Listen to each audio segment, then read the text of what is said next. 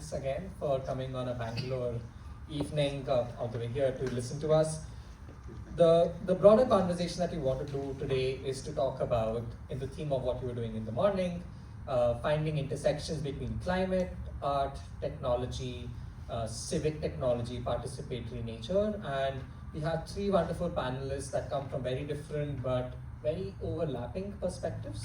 And with this, I'll kick it off. So, first panelist that we have is Matthias. He joins us from Berlin, where he is the co-founder and director of the Center for Art and Urbanistics. This is better known as ZKU. He's a pioneer at the intersection of art and urban research.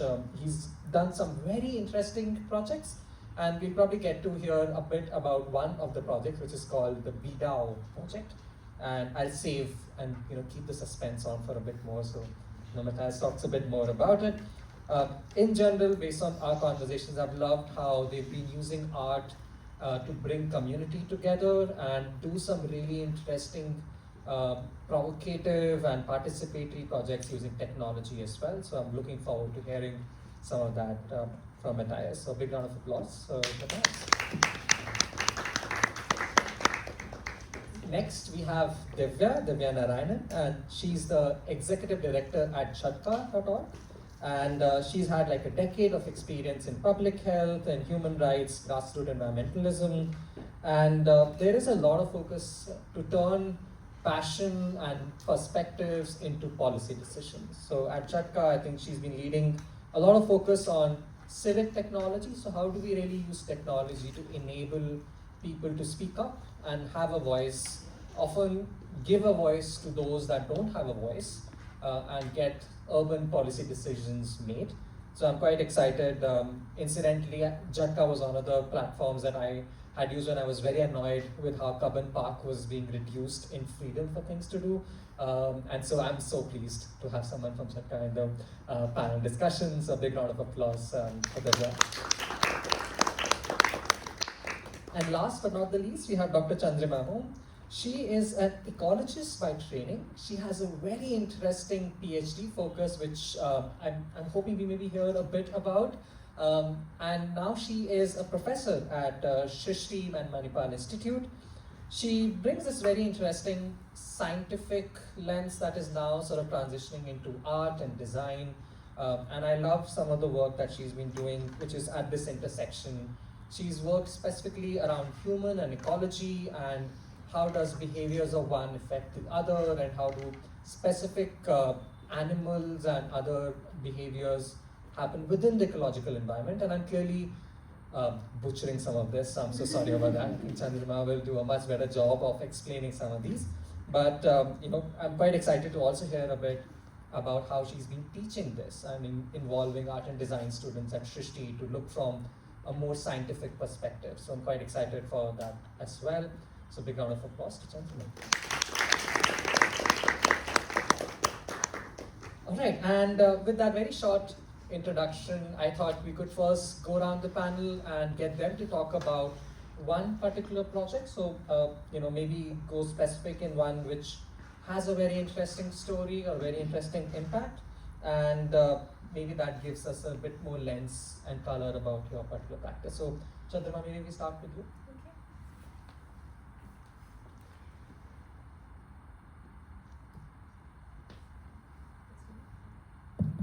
Yeah, start with this. Yeah, thanks. I think it's quite a very different topic for me though, but nonetheless, I started, my PhD work was something which was both interesting but at the same time a conundrum. My project largely looked at the problems of domestic dogs, and I looked at dogs in very different lens than the lens that usually people look them as. And what my research largely did was look at the perspective in a context where there's been increasing amount of anthropogenic waste, and what are the long-term consequences of that, where dog populations increase, they start impacting people's livelihoods, where they start killing their livestock, affect agropastoral the larger agropastoral mechanisms and the changes that take place within the landscape, as well as also looking at dogs in the context of an ecological species. Like what is, we all understand dogs as a domestic animal, but what is it, what happens when you have a domestic animal in an ecological space? And that's where my story begins, where I started unraveling the kind of impacts that dogs would be having on native wildlife in India. And that is what largely my PhD is about, actually. And the reason I say it's a conundrum is because of the issues that we have, which has taken almost 25 years to build on this problem. And a lot of people, when they are talking to me, when they want to have an idea about how can we control this population, how do we figure out a solution, the only thing I can tell them is that it has taken 25 years to build on the problem. You cannot have a one-stop, one-click solution to things, And so that's where I started doing my research. And over a period of time, currently, what I am doing in Srishti is I bring in the context of research, ecological research within the art and design frameworks. And one of the most interesting projects that I've recently done, being as a part of in Srishti, is a 7th semester project that I did called Disentangled Bank. So this was something which was on ecological loss, and I had a set of 18 students who were given a project brief that talked about what does loss mean to you, and is all loss a loss, and whether there is any gain in any loss. So every student was allowed to think of ecological loss in terms of species, in terms of habitats, in terms of spaces, and they were told to think about a loss in very different perspectives. And I think one of the most wonderful experience that has been is to look at how students interpret the whole context of loss, especially when you have art and design students. And it came up with some really wonderful outputs in terms of an anthology of illustrated poems. There was a board game on ants. It was a whole lot of different kinds of outputs that came out through this project. So there were 18 students and 18 different outputs had come out of that. So that was something. So the book, The Wonder Bone, was something that one of my student, Aditi, had put this together, which was selected as a WWF publication. It's an anthology of poems on vulture decline in India. And basically it stemmed from her own memory of not seeing vultures since the time she was 6 years old. One thing I really believe is, when I bring in research, even within the art and design framework, is the power of observations. I spend a lot of time with students doing field immersions with them. I regularly take them out for nature walks. I allow them to observe animals in their natural surroundings, and I think that is something which I find extremely intriguing, because I feel that especially a lot of the younger generations, they don't once they get into the idea of observing, I think there's something that changes and really changes things within them. So I think that is something that I really truly bring in as a part of research, where you are observing, you are noting down, you are illustrating what you're noting down, and the whole context of nature journaling and bringing in your thoughts to bind your thoughts together through an illustration, through what you observe, I think is a very strong and a very powerful tool for students as well. Yeah. Thank you so much, Chandrima. Divya, maybe to you as well, and maybe before you speak, curious, how many of you have signed like a campaign online about an issue that you really care about? Countries. And how many of you, that's great, yeah. And how many of you heard about a change that actually happened from that campaign as well? Perfect, yeah. So there are a few, and maybe we talk about some of the successful campaigns, and there's like actual impact that's been made as well, because there's a cynical side in the world where people are like, you're just signing and nothing happens. that we do have real impact that's coming out of several of these campaigns. So maybe Divya, share some of those examples as well. Sure, happy to do that. Hi, good evening. I want to also just say right away that I will cough on and off, and excuse me for that. I'm just getting over a terrible infection. But thank you for. No, I'm not infectious anymore. I was worried though when we started this conversation earlier last week. But anyway, thanks for doing that little poll. It's always very interesting to hear from people and about how effective some of these campaigns are. And I think that's also because of the external perception of what they think. What people think a campaign is and what it consists of. Anyway, hi, I'm Divya. I run Jhatka.org. We're a digital campaigning and advocacy group. We mobilize people around issues that they care about. And so we work broadly around climate, gender, and social justice in general. And over the years, we've been around for about 12 years and we've worked on a variety of campaigns across the country. A lot of our work is based in Bangalore, and one of the great things about Bangalore is we have a very thriving civic space, civil society in general, and very engaged citizens. A lot of Bangaloreans may not feel that way, but when you compare it to other cities, people in Bangalore do really care about their city and what's happening here. To some extent, I would say that that's declining over the years, but it is still better than other cities. And one of the things that people really care about in Bangalore are trees. We're very proud of the Garden City tag that this city has, that Bangalore has, and so I think most of our campaigns in Bangalore are centered around against urban deforestation, which is a huge problem in Bangalore. Bangalore as a city was probably never meant to be this large or this populated ever, right?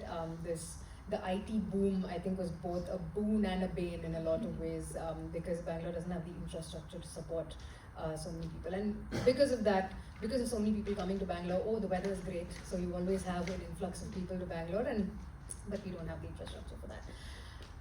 So one of the things we see here a lot is the building of roads and flyovers and all kinds of things where thousands of trees are getting cut for these projects.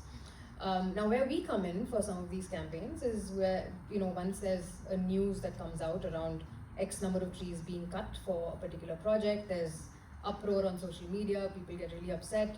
And so we basically help people channelize that feeling of helplessness and anger to some extent. For example, one of our latest campaigns was 400 heritage trees were being cut for a commercial complex near the Bangalore railway station, Cantonment railway station. And it was just a huge patch of land where 400 trees were being cut. And for a commercial complex, which was multiple stories high, which was going to see a lot of vehicular traffic on a really narrow road to begin with, so it's a horrible idea anyway. The government, we started a petition. When we say petition, when he asked about how many of you have signed a petition, when we say petition, it is just a tool in a larger campaign. So for us, we use petitions just to bring people together so that we have almost like a captive audience to then sort of send information back to them, keep them updated on the campaign. So we started a petition just to get people to know about what's happening and with a set of demands. And one of the first demands was for the government to host a public consultation, which is one of the first things you're supposed to do if you're going to be cutting more than 50 trees. And which is due process that the government is supposed to follow. And once we started this, we don't work alone at all, because at Jhatka, we are not issue experts on anything. So we actually work with other NGOs who are already in the space, or community groups. And so we brought them together to start this campaign. And we got a few thousand people to join the campaign. And then we pushed for this public consultation, which happened online, where the government will put up an email address and say, please send in your objections here. So we have a tech tool where objections are pre-written. All you need to do is add your details of your name, email address, etc., and you hit send, and the email goes directly to the decision maker's inbox. And so that we were able to flood that inbox with over 3,000 emails over the course of a week, and they were pressured to actually host a physical public consultation. These physical public consultations are an inconvenience to the government mostly, and they do that, and they'll hold these consultations at 10 a.m. on a Tuesday, right? And I go because it's my job, but no one else is. Most other people are older men, retired men who are free and want to hold a mic, because that's what you get at a public consultation. You get a mic and you can yell at the government, and which is a great outlet for a lot of people, right? You literally have to snatch the mic away from people. And so you'll find, and so I'm a lot of times the youngest person at these public consultations, and the next person, there's like a 30-year gap.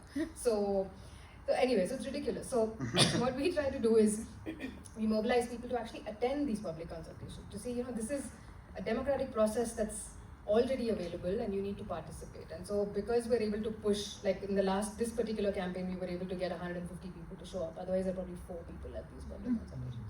And so through that, and we were able to get the environment minister involved and everything. And for now, those 400 trees are saved. So in a lot of ways, our work is, thank you, is for now. We have to keep an eye on it. In a lot of ways, we're humans advocating for non-human entities in our city, and a lot of our work does go into that. Even though we work on social justice, etc., most of our work in Bangalore is around trees and lakes and other natural bodies in general. So yeah, this is just a quick example.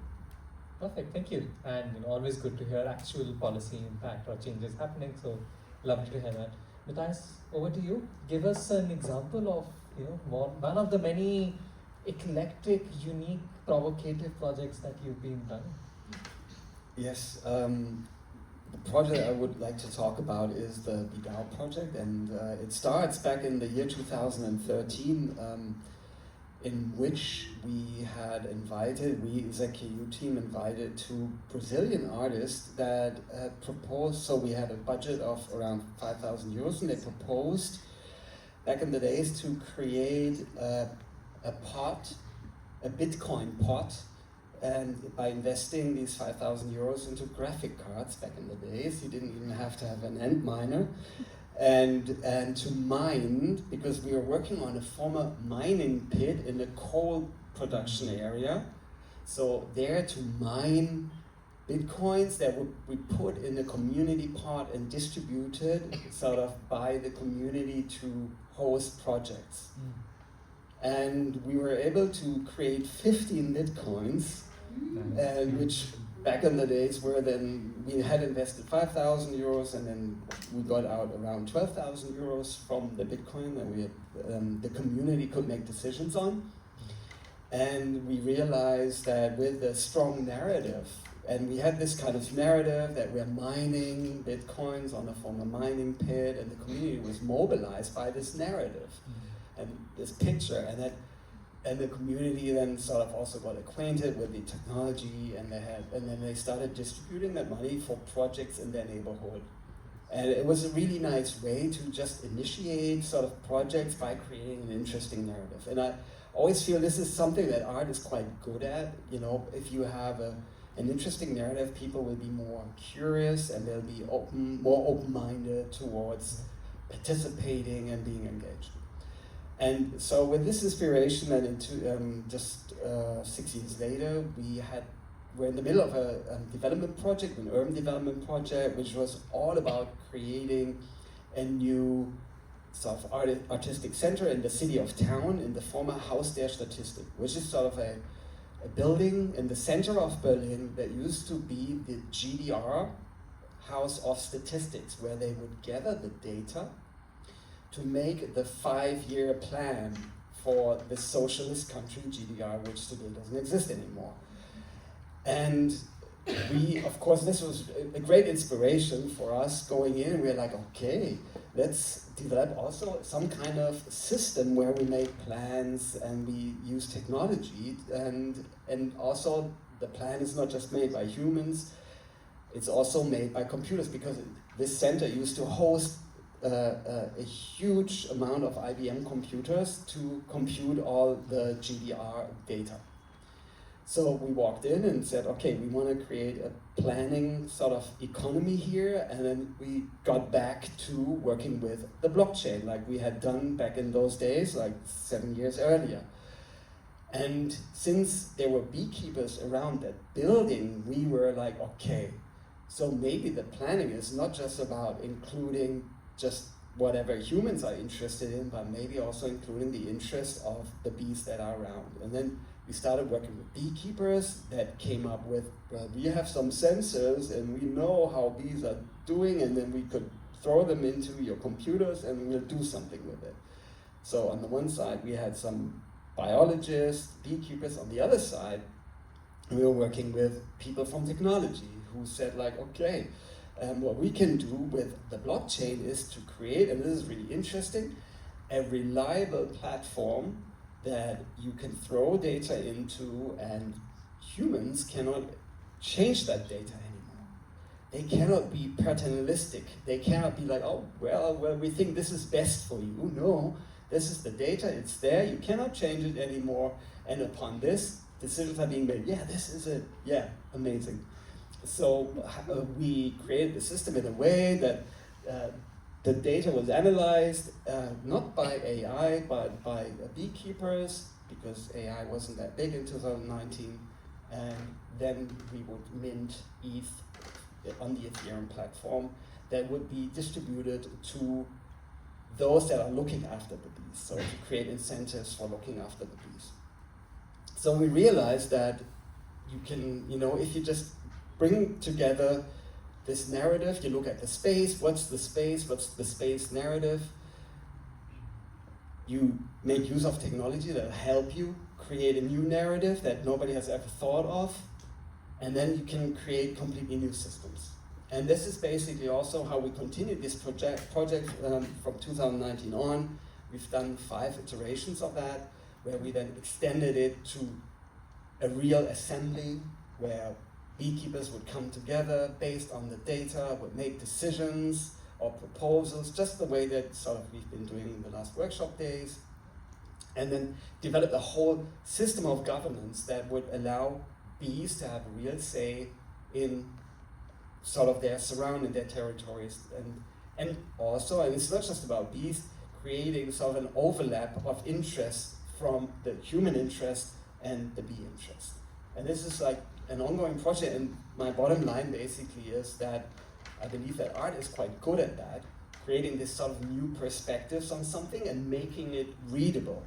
So make it readable also for those who are not into technology, and also for those who are not so much into politics, and making it accessible and making people curious for it. Lovely, thank you so much. I am going to now circle back to Chandrima, and Chandrima, I'm specifically curious about this idea of human-centered design. That's something that I was taught. I end up going back to teach schools that talk about, we talk about HCD, human-centered design, and you're really propagating beyond human, or non-human-centered design, non-anthropomorphic. I always mess up the word, but yeah. How do your students react to such prompts? And maybe you tell us a bit. You can use this one. Tell us a bit more about how do students respond to this? You gave some very good examples. I'm just curious a bit more about, is there a particular journey? Do students continue to work on these projects even after the course? So I think a lot of it depends on the individual's interest as well. Of course, to be very frank, in Srishti, I actually teach more in the discipline of information arts and information design, and not in the context of human-centered design so much. But what I have seen is that the fact that students, it's completely their own interest whether they want to take on some of these projects for future. Most of the thing is, the curriculum in Srishti is such that students are exposed to some of these ideas in bits and pieces. So it's not a sustained time that they have, unlike the last year when they do 2 large projects, which is the 7th semester project and the 8th semester project. So usually what I have seen is that even in short stints, students who are able to take it forward are those who are truly interested. And therefore, would want to have a perspective of the non-human to some extent. But not everybody wants to take it forward, and taking it forward beyond a project, as I said, completely depends on the individual students itself. So yeah. Yeah, that makes sense. I think maybe just to build on, so students clearly come with specific motivation, and therefore we see that. Maybe for Divya, I'll just pass it on and do like a quick circle. Is for your campaigns is of course a huge set of people who are motivated. But you mentioned this bit that I want to know a bit more about, which is how do the policymakers or stakeholders react to the existence of a platform like Chatka?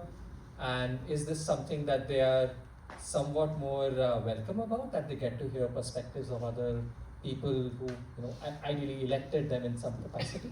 Or is there generally like a discomfort about the kind of conversations that you're bringing up? So how has that response been? Discomfort is a very kind word to use. No, but I would say that I think we've seen both ends of the spectrum. I think we've seen bureaucrats and governments who find a lot of value in platforms like this because they get to hear from the public and they get to understand public sentiments. We have also done some projects where we've crowdsourced information to fix a problem in the city. And so for that, they really appreciated us being their eyes and ears on the ground because they don't have capacity to do that. On the other hand, we are also seen as an inconvenience, and would constantly trying to butt into their ways.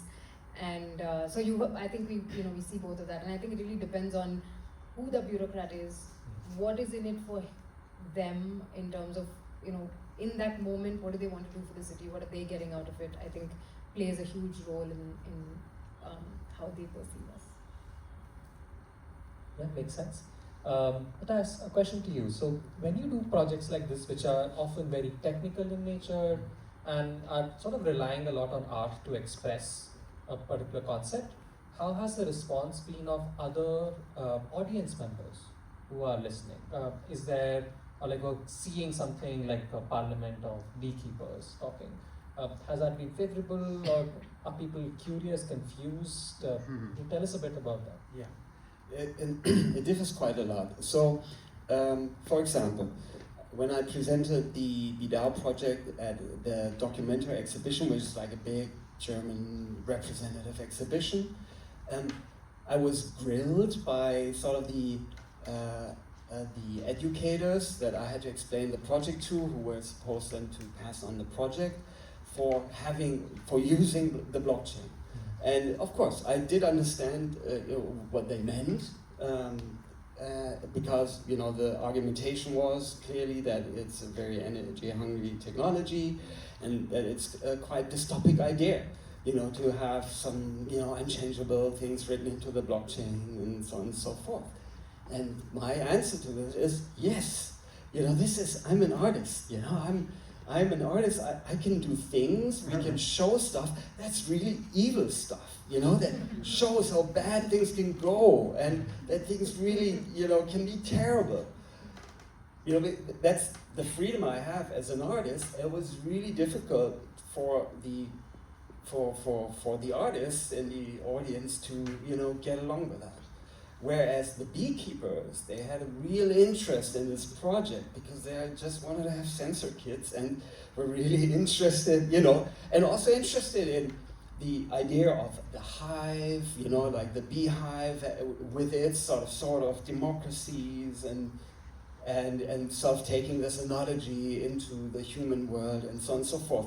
So you come across about very strong opinions, very favorable ones, and also real hate. And I embrace it both because that's sort of the great freedom that we have as an artist.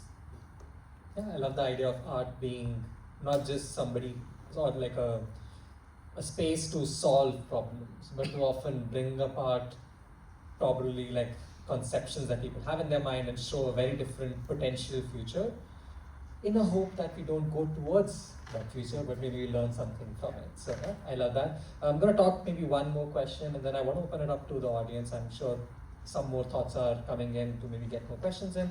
So as we see opportunities now for science, technology, art, civic participation to sort of start blending together.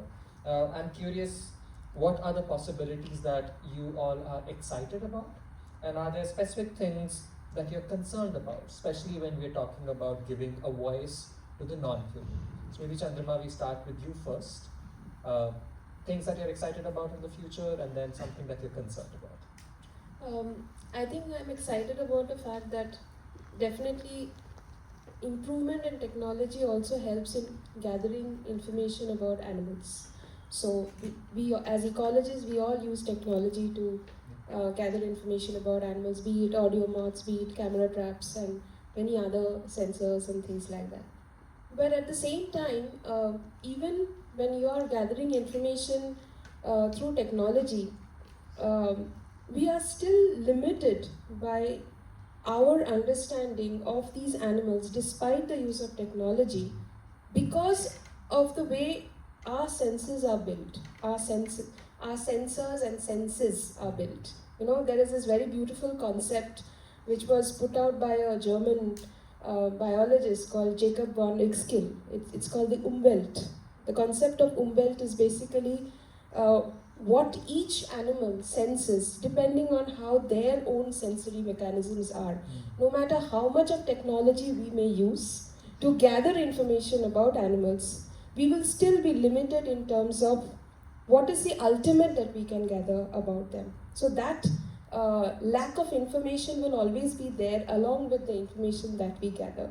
And I think I'm okay with that. I don't think we should learn everything about every animal that is there on this earth. I mean, knowledge is important, yes, but I think we are limited in terms of our own knowledge gathering as well, you know.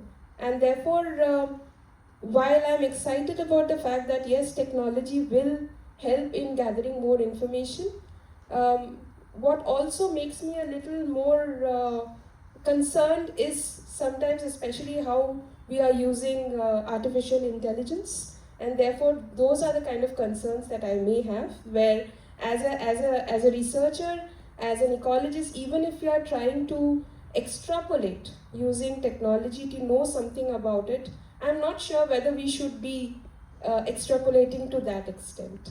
And therefore we should be concerned about certain things and our limitations where we stand. Those things should be very well in our mind. And therefore, as I said, it should not be that information is important, but then we cannot really gather everything about every animal that is there on this earth. Yeah, that's a very, very topical sort of conversation, just because we spent the whole day giving voices to a bunch of these non-humans. You can see stray dog, African tulip tree, lakes, and yeah, it's a very valid concern that we may put a lot of sensors and maybe we put very creative prompts, like we had a stray dog which had a gangster style response to the lake, which had very poetic style responses. But do we really know what a lake wants? Or do we really know how a lake feels? It's not something that humans would have a capacity to understand. More importantly, I mean, even if you look at, say, urban ecology research in India, just to give an example, how much do we really know about our own urban species? Do we know enough to even, first of all, give them a voice? That is also something that we need to understand. If we just look at how urban ecology research has been in Bangalore itself, I mean, maybe it has seen a boom in the last 15 years with, Harini Nagendra's work coming up in the forefront as she started out with a lot of work on trees. But then, even after 15, 20 years, how much do we know about urban animals in Bangalore? There is very little information. And therefore, if we have to give a voice, on what basis are we giving the voice for? I think those are the things to think about. I agree. Yeah. And just like Matthias said, yes, as a response to such critiques, I think as an art project, this is always good to start the conversations and then say, how much do we really know about a lake or about stray dogs? So thank you. Divya, same question for you. Things that you're really excited about as some of these fields now have a higher overlap than, say, a decade or two back, and anything that concerns you. Right. So I think in our work, even though around civic participation, art and tech has played a very important role in our work as well. For example, a few years ago, we conceptualized an installation in the shape of human lungs, which is basically this massive 6 feet tall thing, which is covered with HEPA filters, which is in your mask, and there was an air quality monitor and an exhaust fan in the back that mimics breathing, that pulls in air, which we put up in the middle of the city to showcase the impact of air pollution from a visual perspective. So the lungs went from white to black over time. And in a city like Bangalore, when we started it, it took 4 weeks then. We took it to Delhi, it took 6 days. And then it was a very striking sort of visual representation of what air pollution does to you. And it was very negative framing in using art, right? Very doom and gloom. And then on the other hand, and in fact that installation, we open sourced the design, it's on our website, anybody can make it, it's gone all over the world to I think 7-8 countries now. And on the other hand, in fact, with BeFantastic at the Future Fantastic Festival a few years ago, we showcased a VR installation of reimagining our cities, right? So instead of looking at what could go wrong, what could our cities be, in order for us to then decide what do we want to demand for, right? So it was very aspirational. So that had a very different response as well. People were really excited to say, actually, you know what, I want that. I want, solar panels on my bus stops. I want more greenery around, or whatever it is. So, so we've seen both sides, and we're really looking forward to also using art and tech to reimagine our surroundings. I think there's huge scope for that, and also building narratives around non-human realities to foster more empathy among humans. I think one concern for me is the indifference and apathy that's set in among citizens in at least large metros and big cities, where there is just a huge decline in citizen engagement in a lot of ways. And so I think that is a concern for me. And then I think finding ways to build empathy and building narratives in order to build empathy is, I think, also an opportunity here. Yeah, I love that, and especially with more gated societies and the idea that my area is becoming narrower and narrower. I think we need bigger perspectives. Matthias, I'll try and wrap it up with you. And one thing that you're really excited about for the future, and then one thing that you're concerned about. I guess, working with technologies, generally speaking, technologies are not per se good or bad. They're just tools that can be used for good things or for bad things. And of course, the concern is always that the use that is exploitative, like planetary exploitative, is going to be there, and the use that is not beneficial for humans nor animals, but maybe for individuals, for corporations. These are our big concerns, clearly. But since it's a tool and we want to set examples on how these tools can be used also in positive ways, this is sort of where I get excited, where I feel like, and what you've been saying, when you see a lack of engagement, then how can we use these tools to get people more engaged, excited? How can we get them emotionally engaged? And the Convivial Commons project is one of the projects where, I think about getting them excited about the idea of democracy with those non-humans that have interest, because of course as humans on Earth we've probably done pretty well overall, but we're actually at the same time fucking up the planet entirely. It's like there's quite a lot of contradictions in there. So obviously there's some things that we're missing in our perception, because as we'd be acting differently in many ways, we just don't see the long term and so on and so forth. And to be using technologies for that use, whether that is to create visibility through sensors or to create representation of non-humans through AI, that gets me excited. Because I just want to, find ways to use that technology in a positive way, because, using it in a bad way is going to have many I thought it was going on a very nice tone, but Sorry.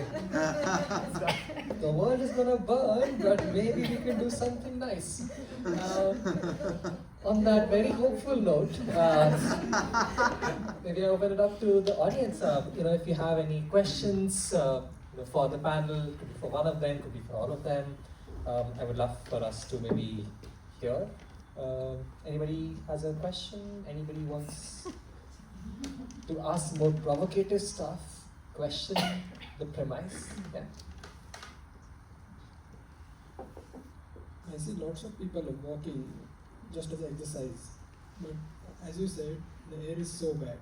Is it even good to walk in this environment? Or even cycle? Is that a question for me? Yeah.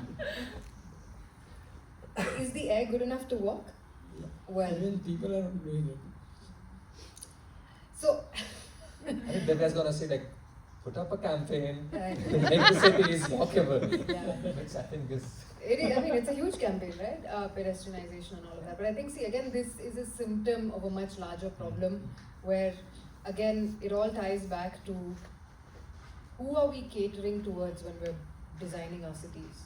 In Bangalore, it clearly seems to be that we're catering towards car owners, right? So we're constantly wanting to build more roads. That then leads to an induced demand of more cars, because then people feel like, oh, nice roads, I'm going to buy a car, right? Instead of working on public transport, we're doing that, and so we're cutting more trees, and so it's all cascading into terrible air that we're walking through. And yeah, I don't think the air is great, but I think for me personally, I don't own a car. I don't ever plan to own one. I'm constantly listening to the complaints of people, either no parking or just sitting in traffic for hours, and it just doesn't seem to be a pleasurable experience, if you ask me, to own a car in a city like Bangalore. But yeah, I just wear a mask and walk. I mean, I don't have an answer for you. It is pretty bad, but I think we're still better off from a lot of other cities. So And it is mostly seen as a comfort. No? They want to sit in the car rather than just absolutely, riding yeah, around. absolutely, and convenience, yeah. Yeah, convenience.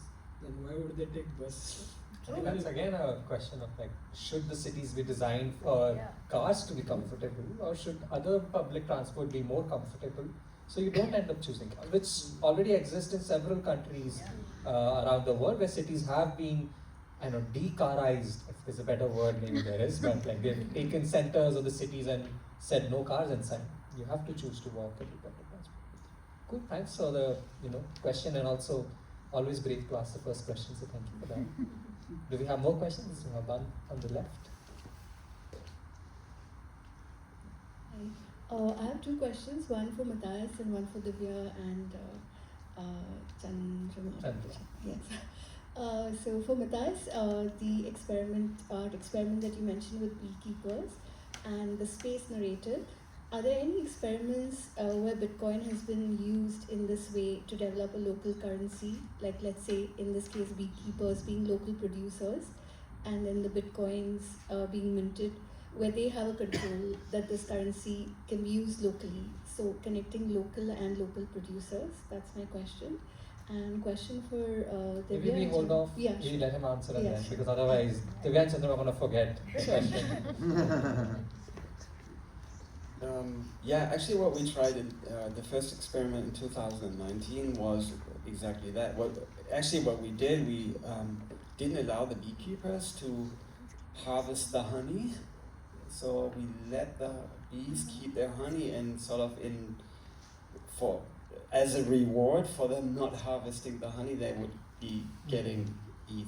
So and they were only allowed to invest ETH into the environment that the bees are in their territory, which is 3 kilometers around the beehives. So that was sort of one of the rules of that game. So in that sense, we tried to create exactly a kind of a DAO that will only work locally in a local territory. Yeah. So that's sort of the project. I know there's other projects.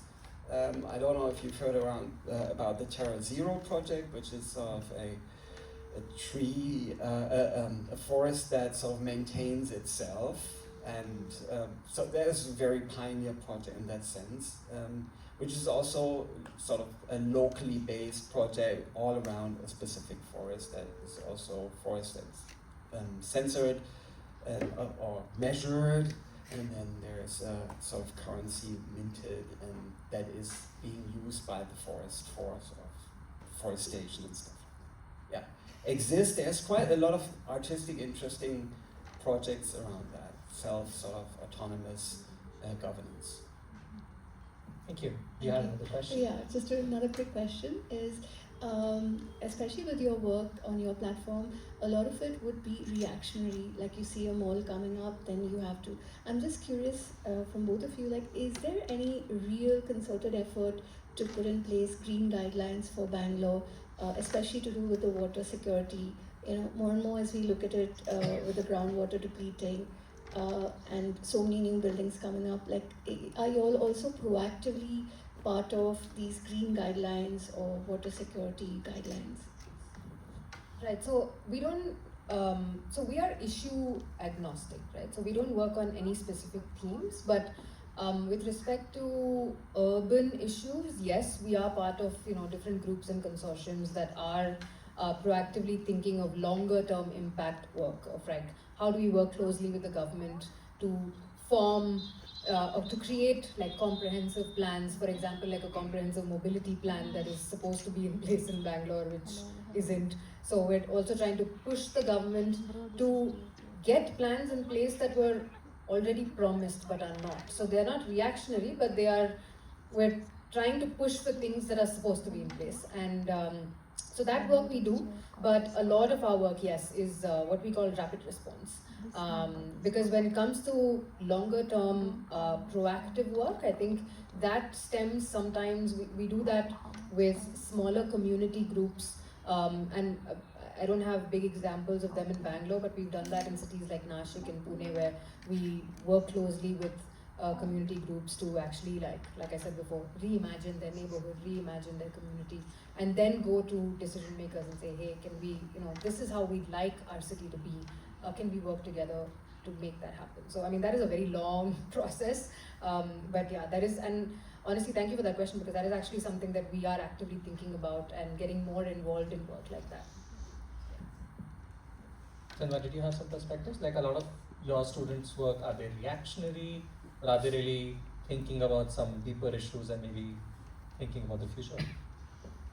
There's a lot of speculative design that brings in the how to reimagine future. So definitely that is there, but I don't know whether I have an answer whether it is reactionary or it's difficult for me to answer this question right now. But in terms of at least the body of work that has been coming up for Bangalore, and something that can feed into the policy perspective, there has been a lot of organizations like ATRI, Well Labs, which have been working very actively to bring in a lot of accountability in terms of how we look at lakes and how we look at water movement management and things like that. So there is a lot of urban blue-green infrastructure research that is happening, but I'm still yet to see a lot of work on urban animals.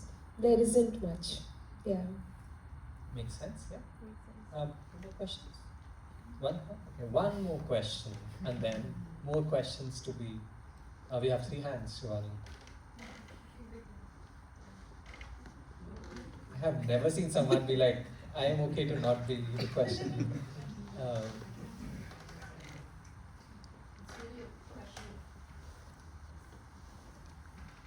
It's more a clarification question. Since the topic is around giving voice to Bangalore's ecologies and really around civic engagement, Matthias, it's a question for you. It's a clarification question. You were talking about the original project that happened earlier on, and you said the communities gathered together because of the narrative around mining, that we were mining for something. And I'm really curious, why was that a motivational thing that gathered people in a neighborhood to then act upon something? Because when I think about what can we do differently here to get people actually more civically engaged, while you've said that Bangalore is still more civically engaged than say other cities, but if really this is something we want to talk more about and there isn't enough work around urban ecologies and urban animals, I'm really curious why this negative narrative of mining actually motivated people to gather as opposed to something else. Yeah, now with that question, you shouldn't have gone into the area where we were working. This is like the former coal mining area, like where basically generations build on, families build on sort of the on living on coal mining. And that's why this narrative was so positively received, because it's so tied with, you know, the personal histories of the entire area. It's the Ruhr area, it's called. And therefore, we use that sort of narrative of mining and to mobilize people, because we really wanted to get them where they are and not where we wanted to go to. Of course, for me, coming from a very conscious, artistic, cultural background, mining is negatively connotated, but not for everybody. And I really like to go to these spots, right? That is not my comfort zone, and develop narratives that work for other people and not for my kind.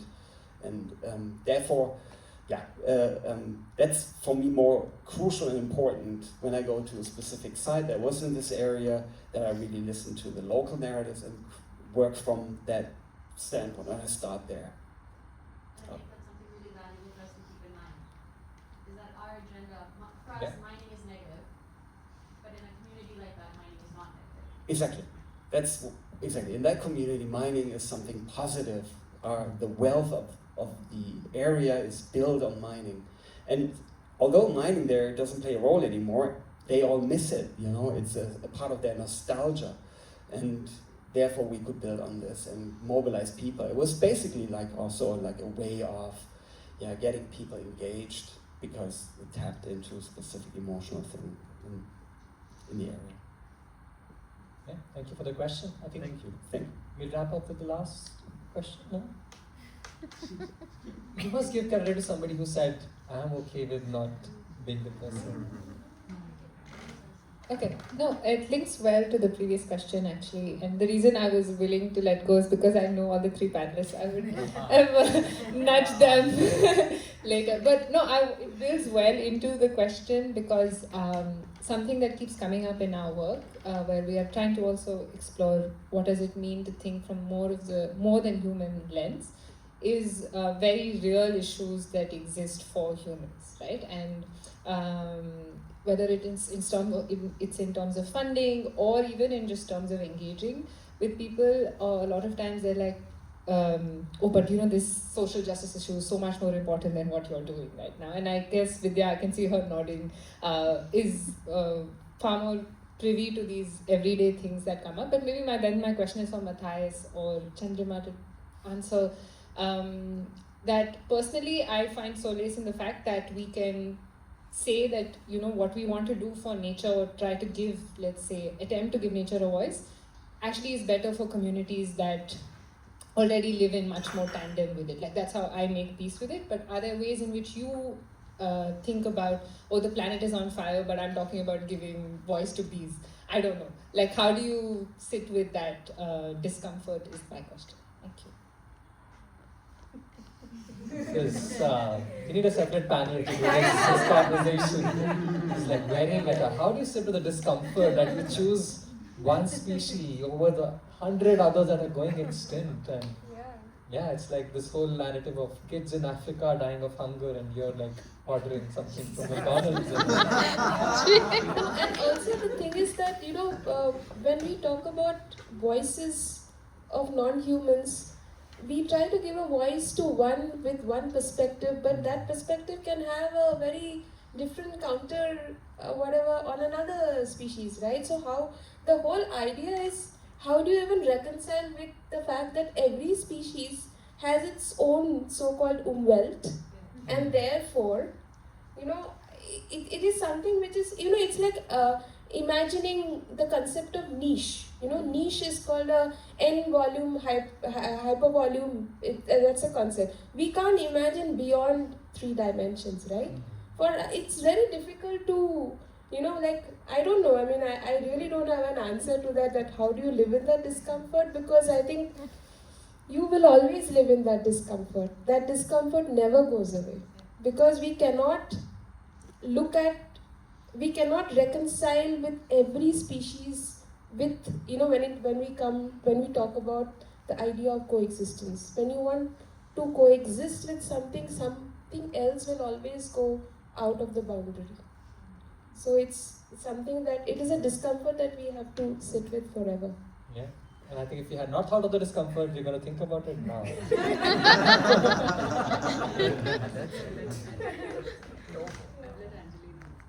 Do you have more perspectives on the discomfort, or are you going to take your flight back to India? Oh no, what have I done? Angela, do you want to wrap it up with the last question? Yeah, but I think it's too big of a question. So for the dinner conversation, yeah. Well, since I'm coming from the arts perspective, I think my question to you guys is, how do you think the arts can boost all of these initiatives? What role can we play on a better level than just, you know, the very clear-cut, old-school, classic style of art? Like, how can we make these stronger impacts with our creativity? What would you like to see us do together? What should artists do differently? Maybe we make it sharper. Differently, but One sentence answer. how can we play a role together with you? Like, I mean, think about it. We can talk about it over dinner. Oh yeah, okay. So we hold off the answer to that question. Grab Angelina over dinner. Immediate response. I think art has art can percolate in places where hardcore science sometimes becomes very difficult to percolate. You know, as a scientist, when you are writing something, we are constant. At least I have to be constantly be aware of the fact that I'm not putting in too much of the scientific jargon. Whereas if you look at art, has the ability to break that and enter into people's lives and bring it in a much more nuanced manner. Like, you know, a simple installation, although, I mean, Divya mentioned about the pollution, although it was negative, it was still a way where a certain population was seeing the impacts of air pollution and not the science behind the air pollution. Yeah. So I think that way, yes, I mean, we should not be thinking of art, science, you know, in silos. And I think that discussion is now over, where people have stopped looking at them in silos, but definitely art has the ability to percolate spaces where sometimes science is not able to percolate. We need the science, of course, to back up the art, but then art has very different abilities, and we have to be very aware of that. And therefore, I think an artist is as important as a scientist to bring that story for the common people. That's what I feel. Yes, exactly. As Matthias, I have some. If only there was more money. Yes.